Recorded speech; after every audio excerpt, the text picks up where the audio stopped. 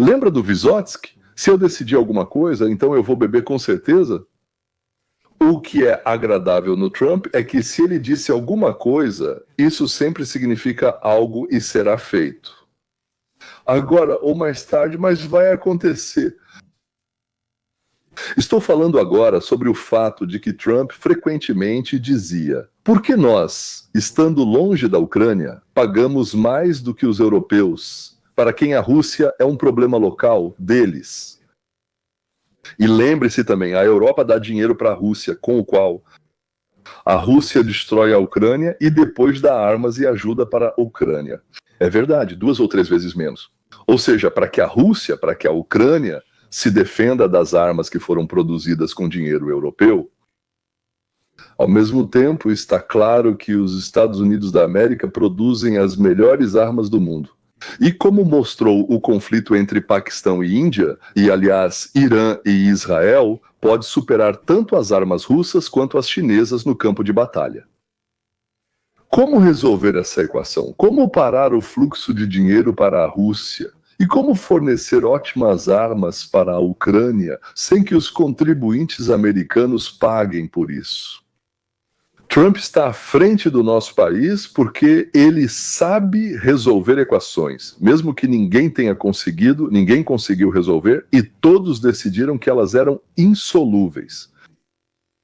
No início da guerra, nas fases ativas da guerra, em 1922, o volume total de importação de gás para a Europa caiu de 40% do que a Europa consumia para, ouçam, apenas 5%. Após Trump assumir a presidência, o trânsito de gás por gasoduto através da Ucrânia foi totalmente interrompido, o que não ocorria antes. A Comissão Europeia está discutindo com os Estados Unidos da América o fornecimento de gás natural liquefeito americano para abandonar completamente o gás da Rússia. O fornecimento de gás do Azerbaijão dobrou e chegou a 12 bilhões de metros cúbicos. Israel envia gás para o Egito, lá transforma em gás liquefeito e já fornece aproximadamente 10% do que a Rússia fornecia antes. O Reino Unido e a Polônia recusaram completamente o gás russo. Entendi, eles têm os maiores desentendimentos com Putin. Os membros da União Europeia continuam comprando petróleo russo, mas apenas de acordo com contratos de longo prazo assinados anteriormente. Novos contratos não estão sendo assinados. China, Índia e Turquia compram petróleo e gás russo. Bem, são 3 compradores principais, mas também há outros bem menores. Além da Turquia e da Índia, peço desculpas, a Casa Branca está negociando para interromper essas compras. Os Estados Unidos da América desejam fornecer gás liquefeito do Azerbaijão, Israel e deles próprios para a Turquia e Índia há bastante tempo. Em razão do afastamento da Índia do eixo Moscou-Pequim-Teherã, começou uma nova rodada de negociações. E Trump espera transferir a Índia completamente para armas americanas, expulsando a Rússia do mercado e colocar o petróleo americano e saudita como substitutos do nosso e do saudita. Com a Arábia Saudita, quero dizer de todos os lugares, como o Kuwait, os Emirados Árabes Unidos e assim por diante. Ou seja, a questão da redução da receita da Rússia está sendo resolvida e de forma bastante bem sucedida. E quanto ao pagamento pelas armas? E aqui a solução acabou sendo simples, como tudo que é genial. Nós, os Estados Unidos, vamos fornecer armas para a Ucrânia, mas quem vai pagar por essas armas será a Europa. Bem, a União Europeia e a Grã-Bretanha, se não me engano. E a restrição quanto ao alcance dos projéteis e mísseis já foi retirada pela Europa junto com a Ucrânia, e Kiev agora pode realizar operações na retaguarda das tropas russas. Tudo isso é resultado do fato de que a Rússia dizia: sim, estamos negociando, vamos negociar, mas ao mesmo tempo começou a intensificar seus bombardeios. Eu acho que Putin passou dos limites. A Rússia não deveria ter enganado Trump. Isso pode ser levado até certo ponto, quando todos os truques já se esgotam, e Trump entende que Putin simplesmente mentiu, de forma lamentável, desprezível e, o mais importante, estupidamente mentiu. Tipo, talvez algo bom aconteça para nós. Talvez os americanos briguem com a Ucrânia. Talvez o espírito de resistência na Ucrânia desapareça. Não desapareceu. Durante a ofensiva de verão, Putin focou intensamente em Pokrovsk. Esta pequena cidade é um objetivo estratégico crucial para a Rússia e Ucrânia por sua posição-chave na frente oriental. Guerras na Ucrânia. No momento, a Ucrânia ainda controla a região e a usa como centro logístico. Pokrovsk está em um cruzamento, permitindo à Ucrânia continuar abastecendo suas tropas que lutam contra as forças russas em Donetsk. Putin quer cortar essa linha de suprimento, mas essa não é a única razão pela qual ele precisa capturar Pokrovsk. Como foi observado, a cidade está a apenas 24 milhas da fronteira administrativa de Donetsk. Capture Pokrovsk e você terá um caminho direto para essa fronteira. E quando a fronteira cair, Putin finalmente poderá declarar controle total sobre Donetsk. Então, o motivo da luta por Pokrovsk é bastante óbvio. A Ucrânia precisa manter a cidade tanto por razões logísticas quanto para não permitir que Putin estabeleça controle sobre Donetsk. Putin precisa dela por motivos contrários. Ou seja, tanto psicologicamente quanto logisticamente. Não tenho certeza se existe essa palavra em russo. Putin precisa capturar Pokrovsk. Então, o que a grande e poderosa segunda maior força armada do mundo está fazendo para isso? O presidente da Rússia ordenou concentrar nesta região 110 mil soldados, que foram enviados para reforçar o 8º Exército Combinado, que Moscou já destacou para capturar Pokrovsk. Essas tropas formariam a força principal do avanço russo, e Putin planejava lançá-las em ataques frontais contra a defesa ucraniana. O plano era simples: enviar cada vez mais pessoas até que a Ucrânia vacilasse e, em seguida, quebrasse. No entanto, como observa Sarak, essas tropas não pretendiam entrar em Pokrovsk sem blindagem e munição. 110 soldados chegaram junto com as unidades de artilharia, veículos blindados e infantaria mecanizada, além de um enorme suprimento de armas destinado a desferir o último golpe terrível contra Pokrovsk. Porém, antes disso, os soldados precisavam assumir suas posições. Segundo Harak, no final da primavera, os soldados russos avançaram para posições preparatórias ao redor de Donetsk. Eles podem ter aproveitado a estranha trégua do dia da vitória, declarada por Putin em maio, como cobertura. Quando as bombas cessaram por 3 dias, os soldados ocuparam suas posições. Esses soldados estavam sob o comando do coronel Ruslan Goryachkin, chefe do 8º Exército de Armas Combinadas, escolhido pessoalmente por Putin por suas habilidades organizacionais e extrema crueldade. Goryachkin garantiu que seu grande exército ocupasse suas posições. Ele também assegurou que a ofensiva vindoura tivesse suprimentos suficientes. Profundamente, em um assentamento chamado Kartzisk, havia um depósito de munições que deveria fornecer tudo o que fosse necessário para os 110 mil soldados. Como diz Karak, o coronel Goryachkin colocou todos os ovos em uma cesta só. Existe um velho ditado que explica por que isso é um erro tão grande. Em investimentos, colocar todos os ovos em uma cesta significa aplicar todo o seu dinheiro em um único tipo de investimento. Juntar tudo em um só punho. Você aumenta as chances de sucesso, mas ao mesmo tempo aumenta o risco. E esse aumento de risco ou leva ao champanhe, senhoras e senhores, ou leva a dar uma derrota desastrosa. Por um lado, havia um comandante russo que acreditava ter reunido tudo o que era necessário para suas tropas organizarem uma ofensiva poderosa, que finalmente levaria à queda de Pokrovsk. Por outro lado, a Ucrânia não possuía nem de perto o contingente de tropas disponível a Goryachkin. Em vez disso, a Ucrânia atacou uma linha de suprimento vital que sustentava os soldados russos. Ambos tinham planos, mas Goryachkin agiu primeiro. No dia 30 de junho, 6 desses caças decolaram de suas pistas e seguiram para o leste, em direção a Pokrovsk. 24 forneceram os principais detalhes no relatório de 1º de julho que descrevia esse ataque. A mensagem diz que explosões sacudiram Donetsk e um dos caças ucranianos destruiu uma usina metalúrgica perto de Pokrovsk. Relata-se que nesses ataques foram usados mísseis fornecidos pelo Reino Unido. Esses mísseis de longo alcance se tornaram uma poderosa, porém limitada, arma para a Ucrânia. Após o pôr do sol de 30 de junho de 2025, 6 caças de ataque ucranianos decolaram de suas pistas e seguiram para o leste, escreve ele. Ao se aproximarem de Donetsk ocupada, 2 aviões lançaram alvos falsos do GMST-60 cada um. É um saco voador com técnicas de guerra eletrônica projetado para suprimir e distrair a defesa aérea inimiga. Rompendo pela noite, seguiram para o nordeste, enquanto o grupo de ataque se aproximava pelo sudoeste. Os primeiros 2 aviões serviram de isca, enquanto os outros 4 desferiram o golpe devastador com mísseis. Foi um plano brilhante. Segundo Sarak, com um único ataque, a Ucrânia conseguiu não apenas eliminar o líder do avanço de Putin em Pokrovsk, mas também grande parte de seu Estado-Maior, além de vários comandantes subordinados. A Ucrânia não só decapitou a operação russa. Ela cortou a cabeça, os braços, o pescoço e o tronco, deixando apenas as pernas que correm desordenadamente em pânico. O segundo golpe devastador de uma série de 2 estava iminente. Enquanto os soldados russos examinavam os restos em chamas do antigo quartel-general da 8 e do exército combinado, a Ucrânia já estava identificando e se preparando para atacar o próximo alvo. Desta vez, o Serviço de Segurança da Ucrânia, participará da operação. Se o primeiro ataque contou com o poder destrutivo dos mísseis fornecidos pelo Reino Unido, o ataque seguinte será mais preciso. Usando drones, o Serviço de Segurança da Ucrânia pretendia passar despercebido pelos poucos sistemas de defesa restantes da Rússia, em Donetsk, para destruir o depósito de munições em Kartsysk, que mencionamos anteriormente. Metes atrás os detalhes. Relata-se que, na noite de 2 de julho, a Ucrânia realizou um ataque com drones do Serviço de Segurança da Ucrânia 220 que atingiram seus alvos por volta das 22 horas.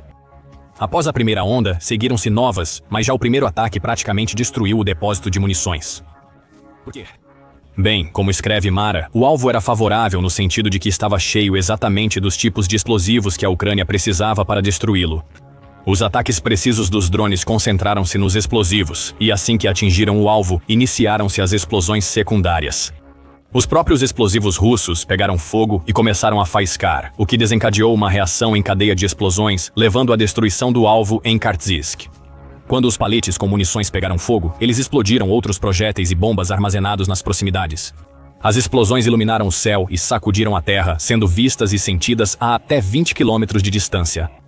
Isso equivale a 12,4 milhas, explica Mara. Normalmente, Putin se irritaria com a perda do depósito de munições, mas saberia que suas tropas têm outros disponíveis. Mas lembre-se do que dissemos antes: ovos, cesta. Gorytkin guardava praticamente todas as munições que a Rússia pretendia usar na ofensiva contra Pokrovsk nesse único lugar. Agora tudo estava em chamas.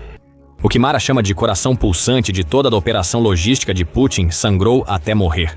As armas que chegam à Ucrânia dos Estados Unidos da América e da Europa permitem que a Ucrânia realize operações sérias, bem planejadas e ousadas contra forças inimigas superiores. E o mais importante, os soldados russos, os oficiais subalternos, não estão emocionalmente envolvidos na guerra contra a Ucrânia. Para alguns é apenas serviço, para outros é dinheiro. Às vezes é como um jogo, você aperta um botão, algo voa, explode em algum lugar, como na tela de um computador. Para os ucranianos, isso é a defesa de sua casa, de seus entes queridos, de sua família. É a alegria da vitória, é o constante pensamento de como atingir melhor o inimigo.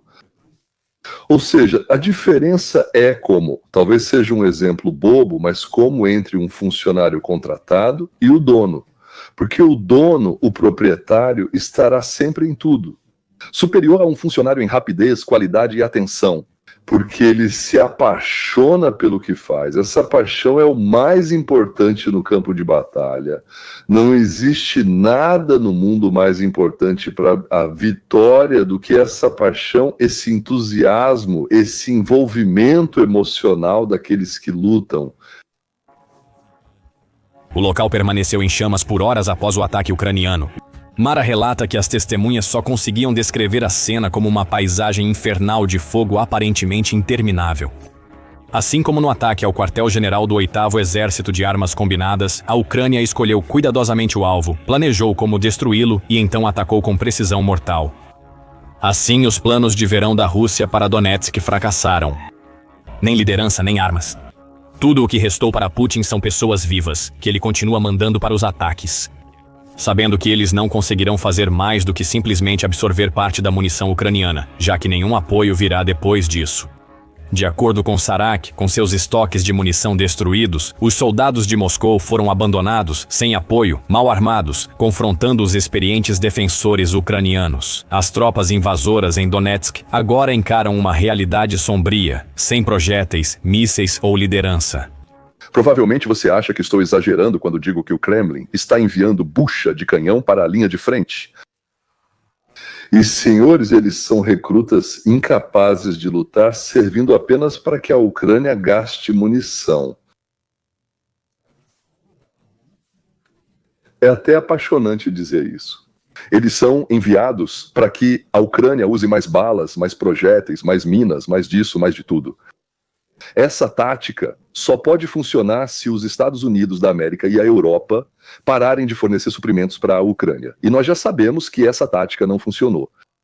O homem manca carregando uma mochila e, aparentemente, um jarro com água. À primeira vista, ele pode parecer um soldado russo comum indo para sua morte inevitável na Ucrânia, mas se você olhar mais de perto, pode notar as rugas em seu rosto e o peso em seus passos. Este não é um soldado de elite, é um idoso que o presidente russo Vladimir Putin está enviando para morrer por sua invasão. Essa é a realidade do exército russo atualmente. O país começou a enviar idosos para a linha de frente por falta de soldados. E isso significa que Putin não se importa em usar os mais vulneráveis da sociedade russa para alcançar seus objetivos. Já não são apenas senhoras e senhores idosos, agora são realmente velhos. A Rússia convoca homens, apenas homens, aliás, até a idade de 70 anos. No projeto de lei que aumentou a idade de convocação para 30 anos, havia outra lei oculta. A Rússia aumentou a idade até a qual os reservistas podem ser mobilizados para o serviço militar, elevando esse limite de 65 para 70 anos. A mensagem foi absolutamente clara. Para os ex-militares, não há saída do exército russo. A aposentadoria não é mais uma opção. Putin pode convocar você a qualquer momento, e você terá que ir para a guerra na Ucrânia. Ou seja, um velhinho anda pela rua com cerca de 69 anos e meio. Nessa idade, você pode realmente ser jovem, mas também pode ser um velhinho. Ele manca um pouco, mastiga com as gengivas e de repente, pronto, ele já está na linha de frente desse jeito mesmo. É isso. Então eu estava indo ver meus netos, mas você é necessário para a pátria. E aí ele já está vestido com a marmita, uma colher e, se tiver sorte, com um rifle. E aí, digamos, ele já está indo em direção a Kharkiv ou Mariupol. Tipo, a pessoa serviu no exército, então, e se aposentou. Digamos assim, e agora volte para a guerra. Ou então, um disco sem parafuso, agora se a gente bater, você vai aprender com a gente, é isso. E soldados comuns, sem treinamento militar, podem lutar, na minha opinião, até os 55 anos. Mas tem uma coisa esperta nessa nova lei que eles aprovaram agora. Ou seja, você está lutando pelo império. E até um dia antes de completar 55 anos, amanhã é a baixa, você sobreviveu. Lá tudo é incrível. Ou seja, de repente, do nada, te dão uma patente de oficial. Você nem pediu, como dizem, você nem mereceu. Então, o que você faz? Querendo ou não, agora você vai lutar mais 5 anos, mas pelo posto você é oficial e em todo o resto, carne de canhão. E se a guerra não acabar? O que fazer? Você já tem 60 anos e de novo sai do abrigo, ou seja lá de onde for, e diz: graças a Deus sobrevivi. Aí chega um envelope e te dizem: nós te promovemos a coronel. O quê? Coronel? E aí você volta para a trincheira. Os jovens fugiam em massa para a Geórgia, os países bálticos, a Turquia. Estima-se que 1 milhão de pessoas em idade de recrutamento dos 18 aos 40 anos tenham fugido. 1 milhão de possíveis recrutas. Por isso começaram a recrutar jovens da segunda juventude. Soldados com mais de 45 anos representavam cerca de metade de todos os novos recrutas da Rússia, segundo relatos. A publicação também cita uma fonte anônima na prefeitura de Moscou que informou que a idade média dos recrutas aumentou de 40 anos no início de 2024 para 50 anos em outubro. Esses recrutas estavam longe de ser os melhores que a população russa envelhecida poderia oferecer. Um soldado russo na linha de frente afirmou que todos eles estão doentes, com dores nas pernas, dores de cabeça e lentidão. O mesmo veículo, citando uma pesquisa conduzida pelo investigador russo UMI Ryostka, informou que esses soldados idosos estão morrendo em grande número. De acordo com Ryostka, até outubro de 2024, 2.475 voluntários russos com 45 anos ou mais morreram. Isso equivale a cerca de 50% do total de mortes russas confirmadas neste ano até então. Claro, esse número provavelmente está subestimado em relação ao real. Até mesmo observa isso, informando em maio de 2025 que o número provável de mortos na Rússia em 2024 foi de 112,0. Se for assim, e a proporção de metade se mantiver, o exército russo perdeu 56 militares de 45 anos em 2024. Ou seja, o Estado não vai precisar pagar pensões para eles, o que eu acho deixa a liderança do país, chamado Federação Russa, muito satisfeita.